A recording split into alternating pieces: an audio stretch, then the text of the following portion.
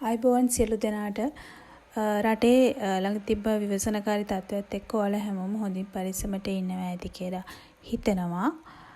ඉතින් අපි අපේ ගමනට කොපමණ බාධක ආවත් අපේ ඉලක්කයට යනකම් අපි මේ ගමන නොනවත්වාම කරගෙන යන්න ඕනි.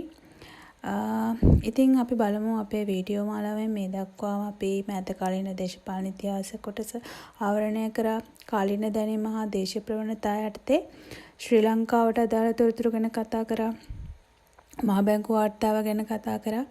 අපි මහා බැංකුව වාර්තාව එක කොටසක් අපි කවර් කරා. අද තමයි අපිට ඉතිරි කොටස තියෙන්නේ. ඉතින් ඔය ටික තමයි අපි දැනට අපේ වීඩියෝ මාලාවෙන් අපි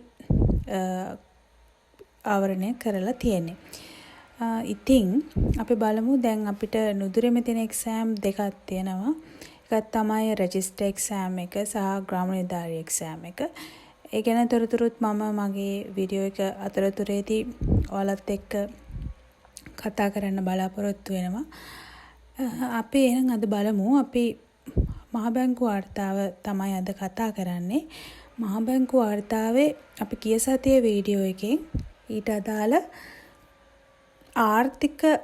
මූලික ආර්ථික දර්ශක ගැන කතා කරා.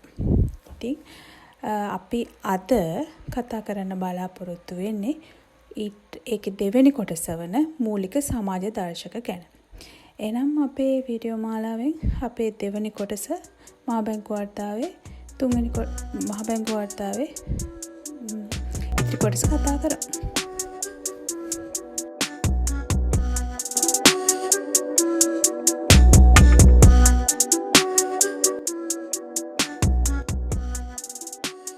ප්‍රශ්න අංක 1. ශ්‍රී ලංකාවේ භූගෝලීය පිහිටීම දක්වන්න. උතුරු අක්ෂාංශ අංශක 5යි කලා 55 සහ අංශක 9යි කලා 50 අතර නැගෙනහිර දේශාංශ අංශක 79යි කලා 41 සහ අංශක 81යි කලා 53 අතර පිහිටා ඇත.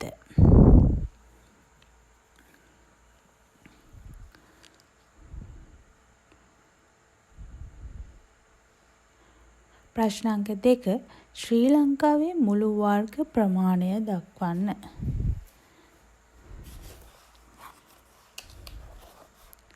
මුළු ප්‍රමාණය වර්ග කිලෝමීටර් 67240යි. අභ්‍යන්තර ජලාශ වර්ග කිලෝමීටර් 3186යි. කලප ප්‍රමාණය වර්ග කිලෝමීටර් 1406.5යි.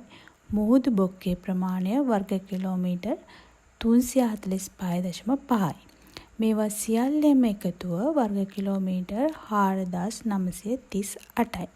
ඒ කියන්නේ මුළු ප්‍රමාණය වන 67240න් මුළු භූමි ප්‍රමාණය වන 62302 අඩු කරාට පස්සේ තමයි වර්ග කිලෝමීටර් 4938ක ප්‍රමාණය පැමිණෙන්නේ. මේ ටික පොඩක් පටලැවිලි සාගත වෙන්න පුළුවන්. ඒ නිසා හොඳට බලලා මතක තියාගන්න. ප්‍රශ්න අංක 3. ශ්‍රී ලංකාවේ මුළු භූමි ප්‍රමාණය දක්වන්න. මුළු භූමි ප්‍රමාණය වර්ග කිලෝමීටර් 62302යි. මුළු ප්‍රමාණය කියන්නේ මුළු භූමි ප්‍රමාණය, අභ්‍යන්තර ජලාශවල ප්‍රමාණය, කලපු ප්‍රමාණය, මුහුදු බොක්කවල ප්‍රමාණය, මේ සියල්ලම එකතුව තමයි මුළු ප්‍රමාණයට අයත් වෙන්නේ. මුළු භූමි ප්‍රමාණය කිව්වට පස්සේ මුළු ප්‍රමාණයෙන් අර ජලාශ සහිත කියන්නේ ජලය සහිත ප්‍රදේශ ටික අයින් කරාට පස්සේ තමයි භූමියට අදාළ ප්‍රමාණය පැමිණෙන්නේ. ප්‍රශ්න අංක 4. ශ්‍රී ලංකාවේ උපරිම දුර හා පළල ප්‍රමාණ වෙන වෙනම දක්වන්න. ශ්‍රී ලංකාවේ උපරිම දුර උතුරේ සිට දකුණට පේදුරුසු තුඩුවේ සිට දෙවුන්දර තුඩුවට දුර කිලෝමීටර් 433යි.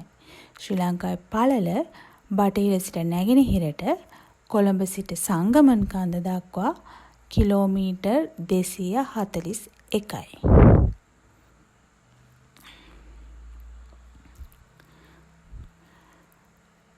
ප්‍රශ්න අංක 5 දෙවුන්දර හා පේදුරු තුඩුවට අයත් දිස්ත්‍රික්ක මොනවද? මෙය 2025 IRD විභාගයේ අසන ලද ප්‍රශ්නයක්. දෙවුන්දර තුඩුව මාතර දිස්ත්‍රික්කයටත් පේදුරු තුඩුව යාපනය දිස්ත්‍රික්කයටත් අයත් වෙනවා. ඒ වගේම සංගමන් කන්ද අම්පාර දිස්ත්‍රික්කයට අයත් වෙනවා. ප්‍රශ්න අංක 5 ශ්‍රී ලංකාවේ උපරිම උස කොපමණද? උපරිම උස මීටර් 2525යි.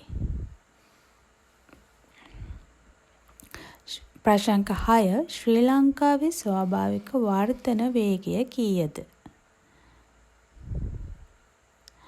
ජනගහනය 1000කට 2.3ක අගයක්. ප්‍රශ්න අංක 7 ශ්‍රී ලංකාවේ මධ්‍යන්න ගෘහ ඒකක ආදායම කොපමණද?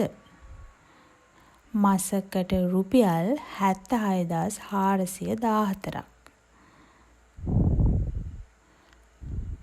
ප්‍රශ්න අංක 8 ශ්‍රී ලංකාවේ මධ්‍යස්ථ ගෘහ ඒකක ආදායම කොපමණද? මාසකට රුපියල් 53333ක අගයක්. ප්‍රශ්න අංක 9 ශ්‍රී ලංකාවේ ජනගහන දරිද්‍රතා දර්ශකය කීයද? 14.3යි.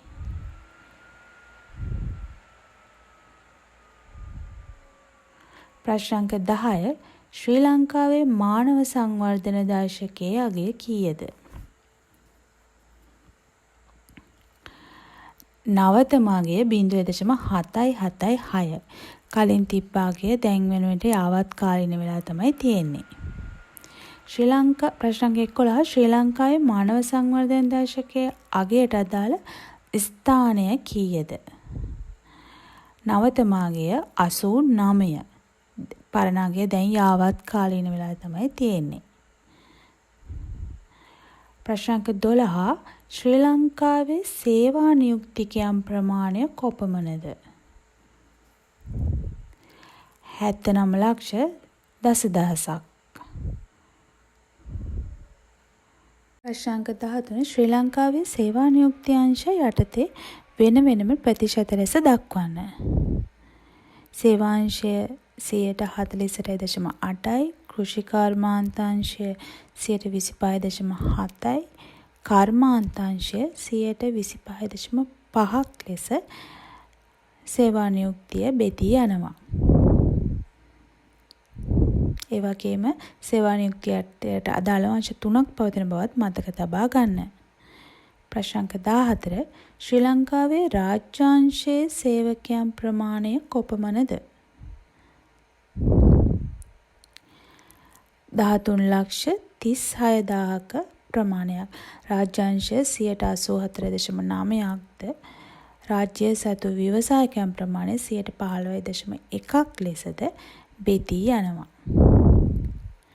ප්‍රශ්න අංක 15 ශ්‍රී ලංකාවේ සෞභාග්‍යතා දර්ශකය කොපමණද? 0.796ක අගයක්. ප්‍රශ්න අංක 16 සෞභාග්‍යතා දර්ශකයේ උපදර්ශක කීයද? ඒවා මොනවාද? උපදර්ශක 3ක් පවතිනවා. ඒවා තමයි ආර්ථික හා ව්‍යාපාර පරිසරය, ජන ජීවිතයේ යහපැවැත්ම, සමාජ ආර්ථික යටිතල පහසුකම් කියන කොටස් 3. ප්‍රශ්න අංක 17 උපතේදී ජීවිත අපේක්ෂාව කොපමණද?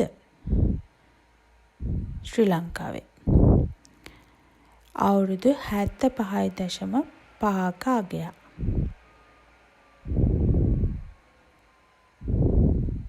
ප්‍රශ්න අංක 18 ශ්‍රී ලංකාවේ සාක්ෂරතාවයේ සාමාන්‍ය අගය කොපමණද? 93.2 භාගයක්, පිරිමි 94%යි, ගැහැණු 92.6%යි. ප්‍රශ්න අංක 19. ශ්‍රී ලංකාවේ මහා මාර්ගවල තික ප්‍රමාණය කොපමණද? 12,263 කිලෝමීටර්. අධිවේගී මාර්ගවල තික ප්‍රමාණය 312.6 කිලෝමීටර්. දුම්රිය මාර්ගවල තික ප්‍රමාණය 1610.9 කිලෝමීටර්. ප්‍රශ්න අංක 20. ශ්‍රී ලංකාවේ විදුලි බලය සඳහා ඇති ප්‍රවේශය කොපමණද? 99.3%. ඒක පුද්ගල විදුලි පරිභෝජනය කිලෝවොට් පැය 693.2යි. ප්‍රශ්න අංක 21. ශ්‍රී ලංකාවේ ජංගම දුරකථනද ඇතුළත්ව දුරකථන ඝනත්වය කොපමණද? පුද්ගලයන් 100කට 141.2යි.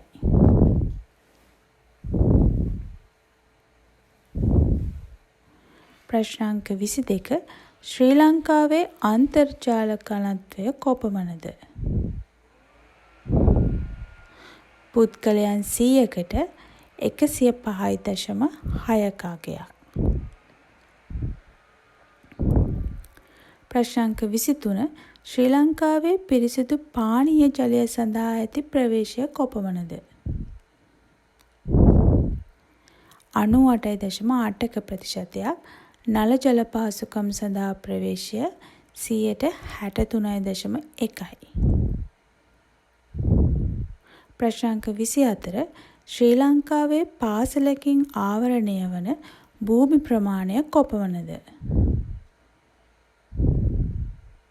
වර්ග කිලෝමීටර් 6.5ක්. ප්‍රශ්න අංක 25. ශ්‍රී ලංකාවේ පාසල්වල ගුරු ශිෂ්‍ය අනුපාතය කොපමණද? 16.3යි.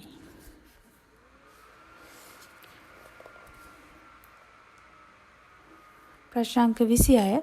ශ්‍රී ලංකාවේ විශ්වවිද්‍යාලවල ගුරු ශිෂ්‍ය අනුපාතය කොපමණද? 23යි.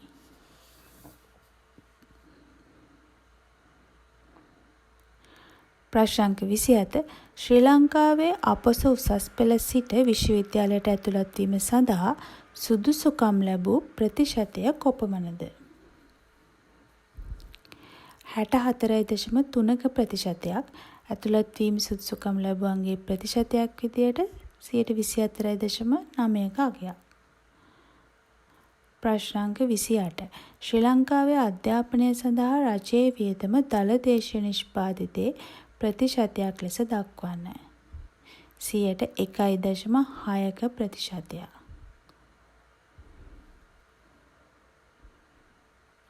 ප්‍රශ්න අංක 29. ශ්‍රී ලංකාවේ සෞඛ්‍ය සඳහා රජයේ වියදම දළ දේශීය නිෂ්පාදිතයේ ප්‍රතිශතයක් ලෙස දක්වන්න. 101.5%.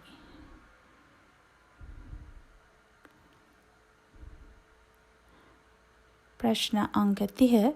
වෛද්‍යවරයෙක් සඳහා පුද්ගලයන් සංඛ්‍යාව කොපමණද? පුද්ගලයන් 985යි. මහා බැංකු වාර්තාවේ ආර්ථික සමාජීය කොටස් දෙක අදින් අවසන් වෙනවා. එතකොට අපිට දැන් ලබන සතියේදී අලුත් කොටසකින් හම්බ වෙන්න පුළුවන්. ඒ වගේම තමයි රෙජිස්ටර් එක්සෑම් එක ගංවතුර තත්ත්වයක් එක්ක කල් ගියා. නැත්නම් දෙසැම්බර් 20 තමයි පවත්වන්න තිබ්බේ. නැවත පැවැත්වෙන දිනයක් තවම දැනුම් දීලා නැහැ. පෙබරවාරි හෝ ජනවාරි මාසවල පැවැත්වීමට බොහොම හැකියාවක් තියෙනවා. ඒ සම්බන්ධයෙන් දැනගත්ත ගමන්ම ඔයාලව දැනුවත් කරන්නම්. ඒ වගේම තමයි රෙජිස්ටර් එක්සෑම් එකට අදාළ සබ්ජෙක්ට් 3ක් තියෙනවා. GK IQ අවබෝධය. ඒ සබ්ජෙක්ට් 3ේම වීඩියෝස් කියන්නේ මේට වඩා වැඩි වෙලාවක් අරගෙන අපි කරන්න බලාපොරොත්තු වෙනවා. ඒ වගේම තමයි ඉදිරියේදී LLB එක්සෑම් එක ප්‍රොජෙක්ට් අදාළව ඇප්ලයි කරන ඩෙඩ්ලයින් එක දෙසැම්බර් 20. ඔයාලා ඇප්ලයි කරනවා ඇප්ලයි කරන්න. ඒකත් ඔයාලට නැවත මතක් කරන්න කැමතියි. ඒ වගේම ලේබර් එක්සාම් එක එහෙම රිසල්ට් තාම නිකුත් වෙලා නැහැ. ඒකේ රිසල්ට් ඉදිරියේදී එන්න තියෙනවා. ඉතින් එක්සෑම් වල අලුත්ම අප්ඩේට්ස් එක්ක අපිත් එක්ක රැඳිලා ඉන්න අපි දිගටම අරගෙන එන්නත් බලාපොරොත්තු වෙනවා. ඉතින් අපිත් එක්ක රැඳී හිටියට ඔයාලට ගොඩක් ස්තුතියි. නැවත හමු වෙමු. සුබ දවසක්.